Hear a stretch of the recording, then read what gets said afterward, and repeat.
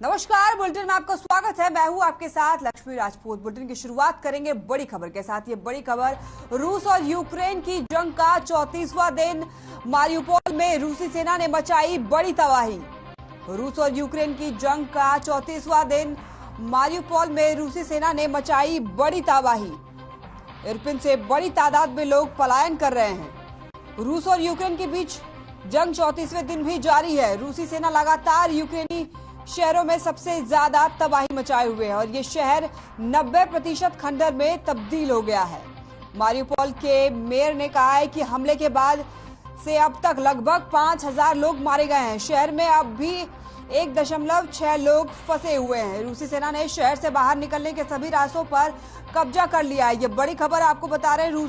रूस और यूक्रेन की जंग का 34वां दिन है। मारियुपोल में रूसी सेना ने मचाई बड़ी तबाही। मारियुपोल में अब तक 5000 लोग की मौत हो चुकी है। शहर में अब भी 1.5 लाख से ज्यादा लोग फंसे हुए हैं।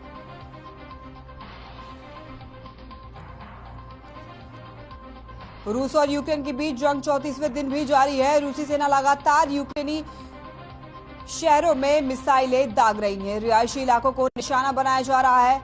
मारियुपोल शहर में सबसे ज्यादा तबाही हुई है और ये शहर 90% खंडर में तब्दील हो गया है। मारियुपोल के मेयर ने कहा है कि हमले के बाद से अब तक लगभग 5000 लोग मारे गए हैं। शहर में अब भी 1.6 लोग फंसे हुए हैं। रूसी सेना ने शहर से बाहर निकलने के सभी रास्तों पर कब्जा कर लिया। ये बड़ी खबर आपको बता रहे हैं। रूस और यूक्रेन की जंग का 34वां दिन है। मारियुपोल में रूसी सेना ने बड़ी तबाही मचाई है। मारियुपोल में अब तक 5000 लोगों की मौत हो चुकी है और शहर में अब भी 1.5 लाख से ज्यादा लोग फंसे हुए हैं और इरपिन से बड़ी तादाद में लोग पलायन कर रहे हैं। रूस और यूक्रेन के बीच जंग 34वें दिन भी जारी। लगातार रूस यूक्रेन पर भारी पड़ता हुआ नजर आ रहा है। रूसी सेना लगातार यूक्रेनी शहरों में मिसाइलें दाग रही है। रिहायशी इलाकों को निशाना बनाया जा रहा है। मारियुपोल शहर में सबसे ज्यादा तबाही हुई और ये शहर 90% खंडर में तब्दील हो गया है। मारियुपोल के मेयर ने कहा है कि हमले के बाद से अब तक लगभग 5000 लोग मारे गए हैं और शहर में अब भी 1.6 लाख लोग फंसे हुए हैं। रूसी सेना ने शहर से बाहर निकलने के सभी रास्तों पर कब्जा कर लिया है। ये बड़ी खबर आपको बता रहे हैं। रूस और यूक्रेन की जंग का 34वां दिन। इसी के साथ रुक कर लेते एक और बड़ी खबर की। आज फिर बढ़े पेट्रोल और डीजल के दाम। पेट्रोल की कीमतों में 80 पैसे का इजाफा हुआ है तो वहीं डीजल में 70 पैसों की बढ़ोतरी हुई है। दिल्ली में 100 रुपए 21 पैसे प्रति लीटर हुआ पेट्रोल तो वहीं दिल्ली में 91 रुपए 47 पैसे प्रति लीटर बिक रहा है डीजल। देश में पेट्रोल और डीजल के दाम एक बार फिर आउट ऑफ कंट्रोल होते हुए दिखाई दे रहे हैं। इंटरनेशनल मार्केट में कच्चे तेल की कीमतों में नरमी के बीच राष्ट्रीय बाजार में पेट्रोल डीजल के दाम आसमान छू रहे हैं। भारतीय तेल कंपनियों ने आज भी पेट्रोल और डीजल की कीमतों में बढ़ोतरी की है। राजधानी दिल्ली में पेट्रोल की कीमतों में 80 पैसे और डीजल की कीमतों में 70 पैसे की बढ़ोतरी हुई है, जिसके चलते दिल्ली में अब पेट्रोल 100 रुपए 21 पैसे प्रति लीटर जबकि डीजल 91 रुपए 47 पैसे प्रति लीटर बिक रहा है। वहीं मुंबई में पेट्रोल का रेट 115 रुपए 4 पैसे प्रति लीटर जा पहुंचा है तो वहीं डीजल की कीमत 99 रुपए 25 पैसे प्रति लीटर पहुंच गई है। आज फिर बढ़े पेट्रोल और डीजल के दाम। आज फिर बढ़े पेट्रोल और डीजल के दाम। पेट्रोल की कीमतों में 80 पैसे का इजाफा, डीजल में 70 पैसों की हुई बढ़ोतरी तो वहीं दिल्ली में 100 रुपए 21 पैसे प्रति लीटर हुआ पेट्रोल। वहीं दिल्ली में 91 रुपए 47 पैसे प्रति लीटर बिक रहा है डीजल। देश में पेट्रोल और डीजल के दाम एक बार फिर आउट ऑफ कंट्रोल हो गए हैं। इंटरनेशनल मार्केट में कच्चे तेल की कीमतों में नरमी के बीच राष्ट्रीय बाजार में पेट्रोल और डीजल के दाम आसमान छू रहे हैं। पेट्रोल की कीमतों में 80 पैसे का हुआ इजाफा तो वहीं डीजल में 70 पैसों की बढ़ोतरी हुई है। दिल्ली में 100 रुपए 21 पैसे प्रति लीटर हुआ पेट्रोल तो वहीं डीजल की बात करें तो 91 रुपए 47 पैसे प्रति लीटर बिक रहा है डीजल। मुंबई में भी 115 रुपए 4 पैसे प्रति लीटर हुआ पेट्रोल तो वहीं मुंबई में अगर बात करें डीजल की तो 99 रुपए 25 पैसे प्रति लीटर बिक रहा है डीजल। वहीं कोलकाता में 109 रुपए 68 पैसे प्रति लीटर हुआ पेट्रोल। वहीं अगर डीजल की बात करें तो 94 रुपए 62 प्रति लीटर बिक रहा है डीजल। अगर वही चेन्नई में बात करें तो चेन्नई के 105 रुपए 94 प्रति लीटर पेट्रोल बिक रहा है, तो वहीं 96 रुपए प्रति लीटर बिक रहा है डीजल। ये बड़ी खबर आपको बता रहे हैं, आज फिर बढ़े पेट्रोल और डीजल के दाम। रूस और देश में पेट्रोल और डीजल के दाम एक बार फिर आउट ऑफ कंट्रोल होते हुए दिखाई दे रहे हैं।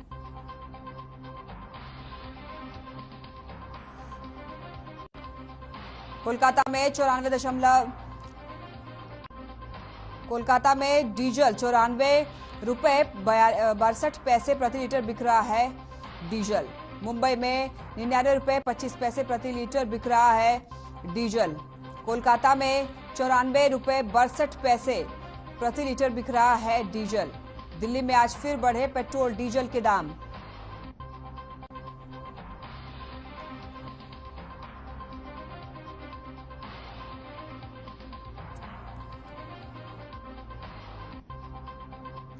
ये बड़ी खबर बता रहे हैं आपको, आज फिर बढ़े पेट्रोल और डीजल के दाम। मुंबई में 115 रुपए 4 प्रति लीटर हुआ पेट्रोल, तो वही 99 रुपए 25 प्रति लीटर बिक रहा है डीजल।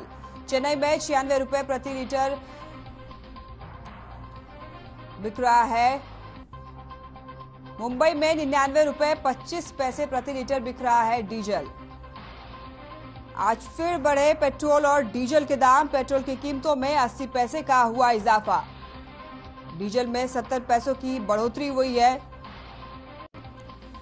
वहीं मुंबई में 115 रुपए 4 प्रति लीटर हुआ पेट्रोल। वहीं अगर बात करें डीजल की तो मुंबई में 99 रुपए 25 प्रति लीटर डीजल। कोलकाता की अगर बात करें तो कोलकाता में 109 रुपए 68 प्रति लीटर हुआ पेट्रोल, तो वहीं कोलकाता में 94 रुपए 62 प्रति लीटर बिक रहा है डीजल। वहीं चेन्नई में 105 रुपए 94 प्रति लीटर पेट्रोल, तो चेन्नई में 96 रुपए प्रति लीटर बिक रहा है डीजल।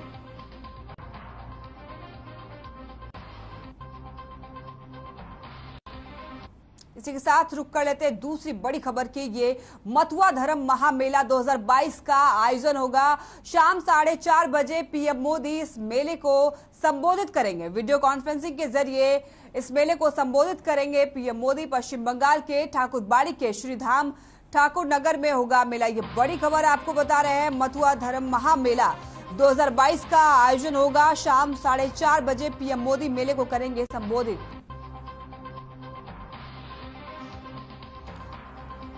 ये बड़ी और अहम जानकारी टीवी स्क्रीन पे आपके सामने। मथुआ धर्म महामेला 2022 का आयोजन होगा। शाम 4:30 बजे पीएम मोदी मेले को करेंगे संबोधित, वीडियो कॉन्फ्रेंसिंग के जरिए करेंगे संबोधित। पश्चिम बंगाल के ठाकुरबाड़ी के श्रीधाम ठाकुर नगर में होगा मेला। प्रधानमंत्री नरेंद्र मोदी पश्चिम बंगाल के मथुआ समाज के धर्मगुरु हरिचंद ठाकुर की 211वीं जयंती के अवसर पर आज अखिल भारतीय मथुआ महासंघ की ओर से आयोजित किए जाने वाले मथुआ धर्म महामेला को संबोधित करेंगे। पीएमओ ने सोमवार को एक बयान में ये जानकारी दी है।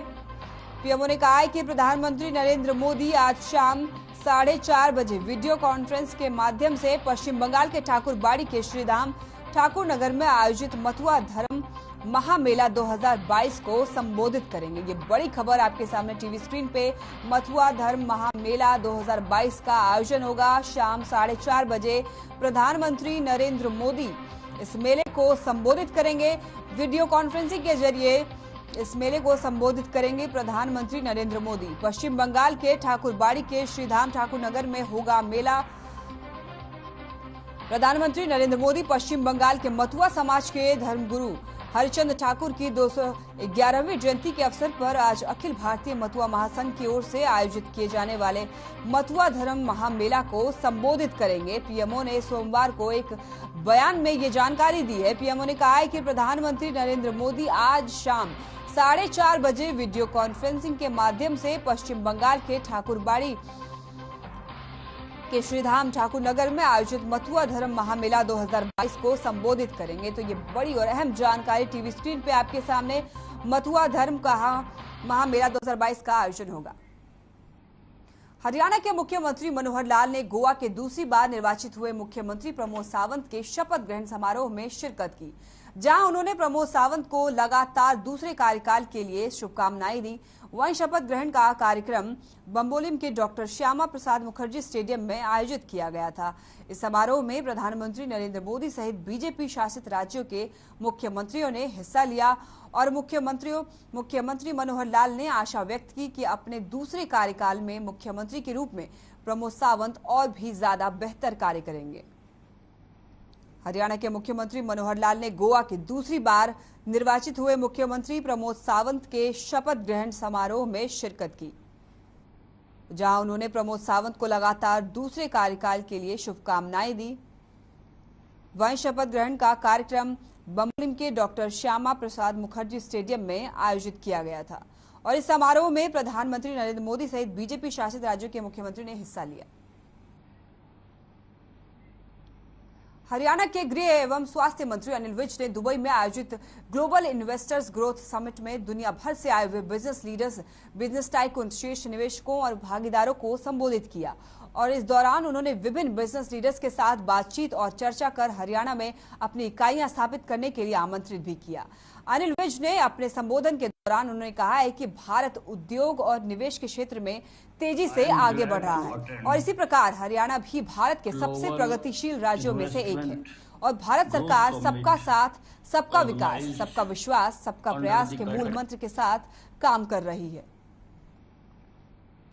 हरियाणा के गृह एवं स्वास्थ्य मंत्री अनिल विज ने दुबई में आयोजित ग्लोबल इन्वेस्टर्स ग्रोथ समिट में दुनिया भर से आए हुए बिजनेस लीडर्स, बिजनेस टाइकून, शीर्ष निवेशकों और भागीदारों को संबोधित किया और इस दौरान उन्होंने विभिन्न बिजनेस लीडर्स के साथ बातचीत और चर्चा कर हरियाणा में अपनी इकाइयां स्थापित करने के लिए आमंत्रित भी किया। Global investment growth summit organised under the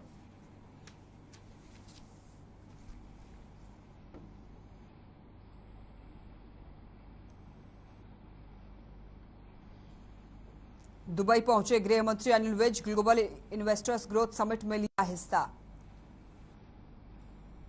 Vij ने दुबई में खींची इन्वेस्टमेंट की लकीर। I am glad to attend global investment growth summit organised under the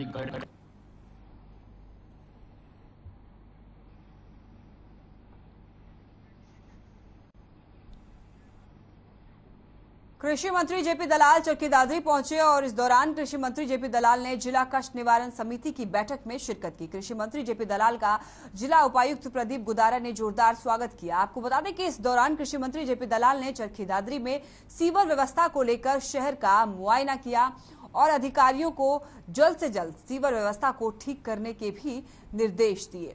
वहीं जिला कष्ट निवारण समिति की बैठक को संबोधित करते हुए कृषि मंत्री जेपी दलाल ने बताया कि हरियाणा सरकार का लक्ष्य है कि सभी लोगों को मूलभूत सुविधाएं उपलब्ध करवाई जाए। हमने अधिकारियों के एक अलग से मीटिंग ली। दादरी शहर के अंदर जो गंदे पानी की सीवर की समस्या है उसके लिए हमने चीफ इंजीनियर चंडीगढ़ से बुलाया, अधिकारी बुलाए, डीसी साहब के मौका का मुआयना किया और अधिकारियों से मिलके तुरंत इस चीज़ का कोई समाधान निकालने के लिए स्कीम बनाने के निर्देश दिए और अधिकारियों ने कहा है कि शॉर्ट टर्म का जो समाधान है वो हम 15 दिन के अंदर कर देंगे। एक बार जो गंदा पानी निकल जाएगा और लॉन्ग टर्म की जो स्कीम बना रखी है उसके अंदर जो बोटलनेक थी, कहीं नहर की समस्या थी, कहीं रेलवे लाइन क्रॉसिंग की थी, कहीं नेशनल हाईवे की समस्या थी, उनका समाधान में अपने स्तर पर। फतेहाबाद के जिला पंचायत संसाधन केंद्र में लोक संपर्क एवं जन परिवाद समिति की बैठक हुई जिसकी अध्यक्षता बिजली मंत्री रंजीत सिंह चौटाला ने की। बैठक में कुल 19 मामलों की सुनवाई हुई। सुनवाई के दौरान बिजली मंत्री ने 13 मामलों का निपटारा किया जबकि 6 परिवाद को अगली बैठक के लिए रख लिया गया है। इस दौरान उन्होंने कहा है कि प्रदेश में बिजली की कमी नहीं है, नागरिकों को आने वाले समय में भी बिजली की कमी होने नहीं दी जाएगी। फतेहाबाद के जिला पंचायत संसाधन केंद्र में लोक संपर्क एवं जन परिवाद समिति की बैठक हुई जिसकी अध्यक्षता बिजली मंत्री रंजीत सिंह चौटाला ने की। बैठक में कुल 19 मामलों की सुनवाई हुई। सुनवाई के दौरान बिजली मंत्री ने 13 मामलों का निपटारा किया, जबकि 6 परिवाद को अगली बैठक के लिए रख लिया गया है। और इस दौरान बिजली मंत्री रणजीत सिंह चौटाला ने कहा है कि प्रदेश में बिजली की कमी नहीं है और नागरिकों को आने वाले समय में भी बिजली की कमी नहीं होने दी जाएगी। जन परिवार समिति की बैठक हुई। रणजीत सिंह चौटाला ने इस बैठक की अध्यक्षता की।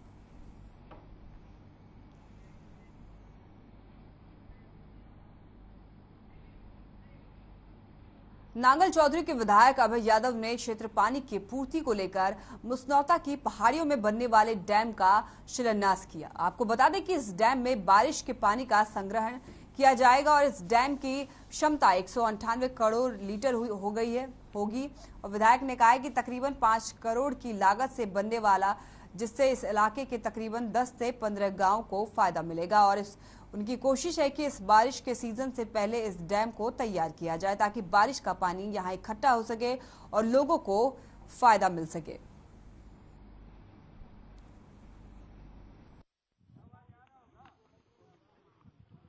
₹5 करोड़ से ज्यादा लागत आएगी इसकी। और समय के बारे में वैसे तो आधिकारिक रिपोर्ट तो ये है कि 6 महीने का टाइम दिया इन्होंने, लेकिन मेरा इनसे निवेदन है कि इसको बारिश से पहले अगली वर्षा आए उससे वर्षा से पहले इसको पूरा करने के लिए कहा है।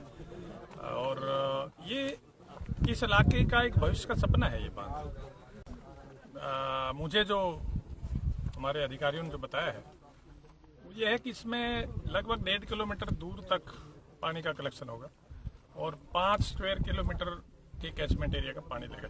ये प्रोजेक्ट हमारा 6 महीने का इसका टारगेट टाइम रखा गया है, लेकिन हमने ठेकेदार के ऊपर उसे बैठा के मैंने और एक्शन साहब ने उसे निवेदन किया है और माननीय विधायक जी का भी ये प्रेशर था और ये रिक्वेस्ट भी थी कि भाई इस मानसून सीजन से पहले इसको बना दिया जाए। तो उन्होंने हमें श्योर किया है कि 3 महीने में इसको हम कंप्लीट करके दे देंगे जुलाई। लागत इसकी 5 करोड़ 11 लाख रुपए है और इसका 4.95 स्क्वायर किलोमीटर इसका जो है। हरियाणा के मुख्य सचिव संजीव कौशल की अध्यक्षता में प्रधानमंत्री जन विकास कार्यक्रम के लिए गठित राज्य स्तरीय अधिकार प्राप्त समिति की बैठक हुई, जिसमें चिन्हित 7 अल्पसंख्यक जिलों फतेहाबाद, नूंह, कैथल, कुरुक्षेत्र, सिरसा, पलवल और यमुनानगर के 15 खंडों के लिए स्वास्थ्य, शिक्षा, कौशल विकास आदि की 113 करोड़ रुपए की 53 परियोजनाओं को मंजूरी दे दी गई है। इन परियोजनाओं को अंतिम मंजूरी के लिए अल्पसंख्यक कार्य मंत्रालय के पास भेजा जाएगा। मुख्य सचिव संजीव कौशल ने संबंधित अधिकारियों को निर्देश देते हुए कहा है कि इस योजना का उद्देश्य अधिसूचित अल्पसंख्यक समुदाय के समग्र विकास के लिए जरूरी बुनियादी ढांचे का निर्माण करके सामाजिक आर्थिक असंतुलन को कम करना है और इसलिए सभी परियोजनाओं का जल्द से जल्द कार्यान्वयन सुनिश्चित किया जाएगा। मुख्य सचिव को अवगत कराया गया कि फतेहाबाद के 2 खंडों रतिया और जाखल में 6 परियोजनाओं पर करीब 10 करोड़ 80 लाख रुपए खर्च किए जाएंगे।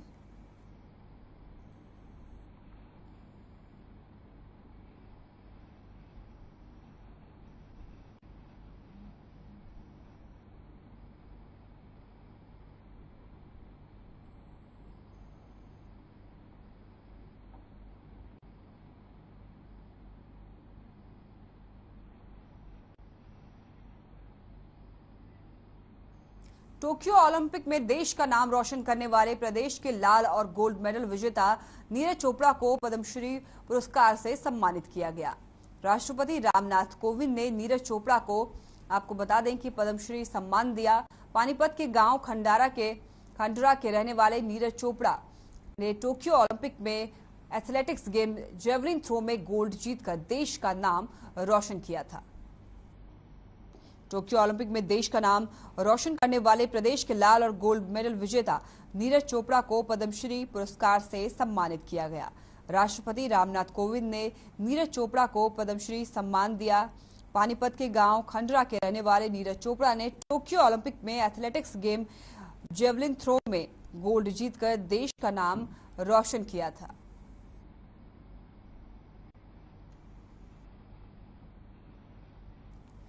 फरीदाबाद के डबुआ थाना क्षेत्र में मां बेटे पर घर में घुसकर हुए जानलेवा हमले को लेकर पुलिस ने 11 महीने बाद आरोपी की गिरफ्तारी की है। 11 साल से इंसाफ का इंतजार कर रहे मां बेटे ने पुलिस कमिश्नर से जब इस मामले की गुहार लगाई तो कमिश्नर के निर्देश पर कार्रवाई करते हुए पुलिस ने महज 3 दिन में ही आरोपियों को गिरफ्तार कर लिया। वहीं पुलिस ने आरोपियों को जिला सत्र न्यायालय में पेश किया, जहां से 2 महिलाओं को जमानत दे दी गई, जबकि एक आरोपी को 14 दिन की न्यायिक हिरासत में भेज दिया गया। लेकिन अभी भी पीड़ित को लगातार धमकियां मिल रही हैं। पीड़ित ने अब परिवार की सुरक्षा की गुहार लगाई है। फरीदाबाद के डबुआ थाना क्षेत्र में मां बेटे पर घर में घुसकर हुए जानलेवा हमले को लेकर पुलिस ने 11 महीने बाद आरोपियों की गिरफ्तारी की।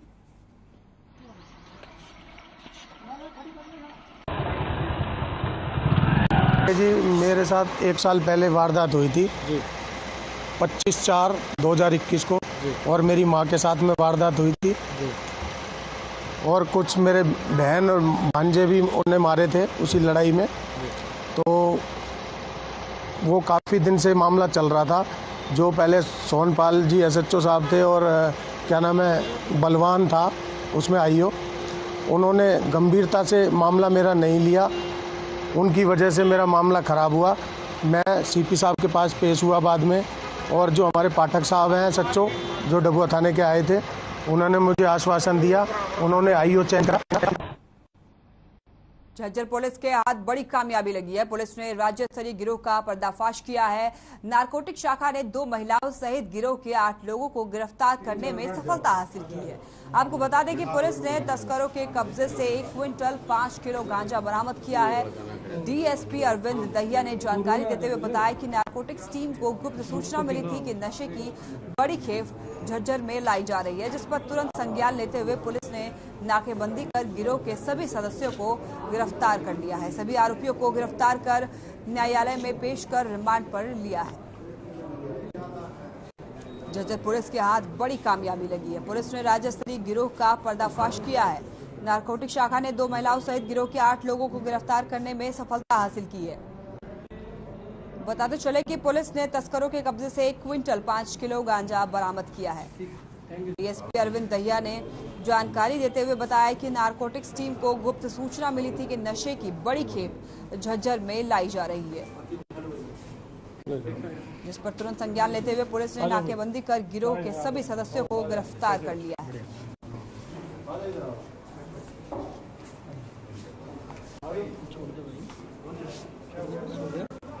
नशा तस्करों पर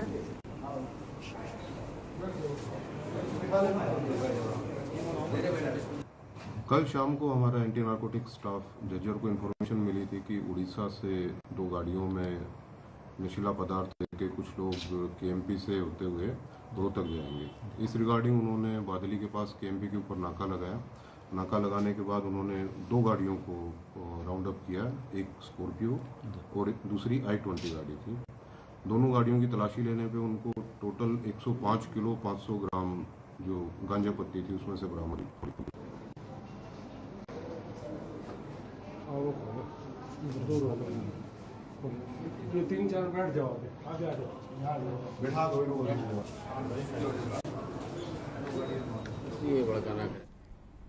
चलिए फिलहाल के लिए बुलेटिन में बस इतना ही। देखते रहिए हर खबर। नमस्कार।